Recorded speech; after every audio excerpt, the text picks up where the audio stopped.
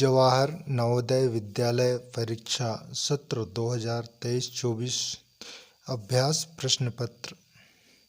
प्रश्न 1 2/8 का योज्य प्रतिलोम है। विकल्प ए 4/16, बी 8/2, सी ऋण 2/8, डी 2/9। तो योज्य प्रतिलोम किसी भी संख्या के योज्य प्रतिलोम होता है, उस संख्या में ऋण चिन्ह लगा दें। तो 2/8 में ऋण चिन्ह लगाएंगे तो ऋण 2/8। कौन सी आंसर सही है? प्रश्न 1 का सी वाला विकल्प सही है, सी। तो सी वाले ऑप्शन को आंसर शीट पर पूर्णतः काला करना है।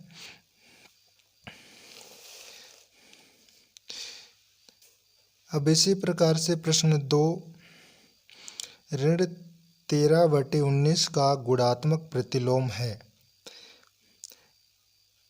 विकल्प है ए ऋण 13, बी ऋण 13/19, सी ऋण 19/13, डी ऋण 36/19। तो गुणात्मक प्रतिलोम में उनके अंश एवं हर को परिवर्तित कर दिया जाता है। तो ऋण 13/19 तो चिन्ह ज्यों का त्यों रहेगा, उनके अंश को हर में और हर को अंश में बदल दिया जाता है। तो ऋण 19/13। तो सी नंबर का ऑप्शन, ये सी नंबर का ऑप्शन ऋण 19/13। ऋण 13/19 इसके अंश को हर में, हर को अंश में बदल दिए तो हुआ ऋण 19/13। तो प्रश्न 2 का सी विकल्प सही है। तो आंसर शीट में सी वाले प्रश्न 2 का सी को पूर्णतः काला करना है। अब इसी प्रकार से प्रश्न 3 x ऋण 2 = 9 में x का मान है ए 5, बी 9, सी 14 और डी ऋण 9। तो x ऋण 2 = 7, हमको x का मान ज्ञात करना है। तो x = 7। अब ये 2 को पक्षांतर करेंगे, 7 की तरफ ले जाएंगे, बराबर की उस तरफ ले जाएंगे। तो इधर 2 ऋण में था, अब उस तरफ ले जाएंगे तो किस में हो जाएगा? धन में। तो x = 7 धन 2 = 9। तो x का मान होगा 9। तो 9 कौन सी ऑप्शन में है? बी। तो प्रश्न 3 का बी ऑप्शन या मतलब बी विकल्प को पूर्णतः काला करना है। बी सही है। इसी प्रकार से प्रश्न 4 त्रिभुज में कितने शीर्ष होते हैं? तो एक त्रिभुज बना लें ऐसे ऐसे, और उनके कोनों को ही त्रिभुज बोला जाता है। 2 रेखा आपस में जहाँ पर मिलते हैं उसी को शीर्ष बोलते हैं।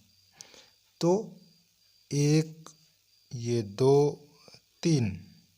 तो त्रिभुज में कितने शीर्ष होते हैं? 3। तो प्रश्न 4 में सी ऑप्शन पर 3 लिखा है। प्रश्न 4 का आंसर शीट पर सी वाले ऑप्शन को या सी विकल्प को पूर्णतः काला करना है इसको आंसर शीट पर। इसी प्रकार से प्रश्न 5 का वर्ग है। वर्ग मतलब उस संख्या की घात 2। तो 5 की घात 2 लिख दे, बराबर 5 का घात 2 मतलब उसी संख्या से गुणा। तो 5 है संख्या, तो 5 का 5 से गुणा तो 5 25। तो प्रश्न 5 में विकल्प ए है 5, बी है 10, सी है 15 और डी है 25। तो प्रश्न 5 का आंसर है प्रश्न ये विकल्प डी। तो डी को आंसर शीट पर पूर्णतः काला करना है। प्रश्न डी सही है। डी = 25 ये आंसर है। 24,687 में 6 का स्थानीय मान है। तो इकाई, दहाई, सैकड़ा। तो 6 का 6 लिख लें और उसके आगे कितने अंक हैं, 1 2, तो 2 शून्य रख देना है, तो 600 हुआ। तो 6 का स्थानीय मान कितना है, 600। तो कौन से विकल्प में है, सी नंबर पे, तो सी विकल्प सही है।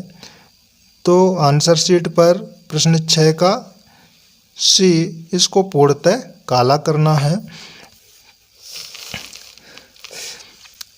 इसी प्रकार से प्रश्न 7, 9485 में 8 का जातीय मान है। तो वही संख्या जातीय मान होता है। तो 8 है, 8 का जातीय मान कहता है, तो 8 का जातीय मान 8 ही होगा। तो विकल्प में 8 कहाँ है, ए बराबर 16, बी बराबर -8, सी बराबर 8 और डी बराबर 64।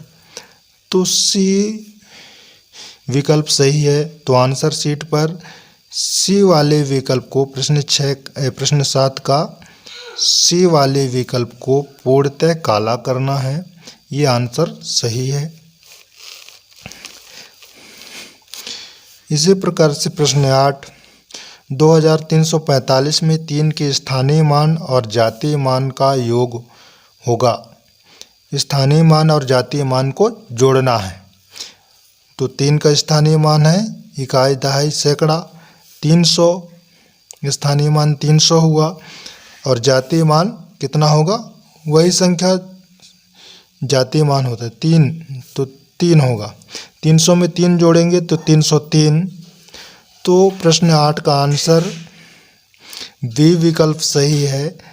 तो बी को पूर्णतः काला करना है आंसर शीट पर, 303 इसका आंसर है। इसी प्रकार से प्रश्न 9, 999 का पूर्ववर्ती संख्या क्या होगा। पूर्ववर्ती संख्या मतलब उसके पहले की संख्या। 999 में पूर्ववर्ती में क्या करना है, 1 घटाना है। तो 998, तो 998 प्रश्न 9 में ए 1000, बी 997, सी 998, डी 27। तो प्रश्न 9 का सी विकल्प सही है। तो सी को आंसर शीट पर पूर्णतः काला करना है, ये सही है। तो आंसर शीट पर जो सी, प्रश्न 9 का सी को पूर्णतः काला करेंगे। इस प्रकार से प्रश्न 10, 50 का परिवर्ती संख्या है। तो परिवर्ती संख्या ज्ञात करने के लिए जो संख्या दिया रहता है उसमें 1 जोड़ देते हैं। तो 50 में 1 जोड़ेंगे तो कितना होगा, 51।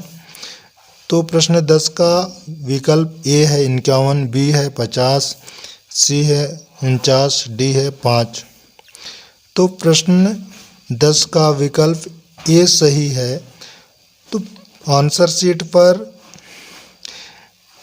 ए विकल्प 51 वाले को पूर्णतः काला करना है। इस प्रकार से नवोदय विद्यालय की प्रश्न पत्रों को हल किया जाता है। धन्यवाद।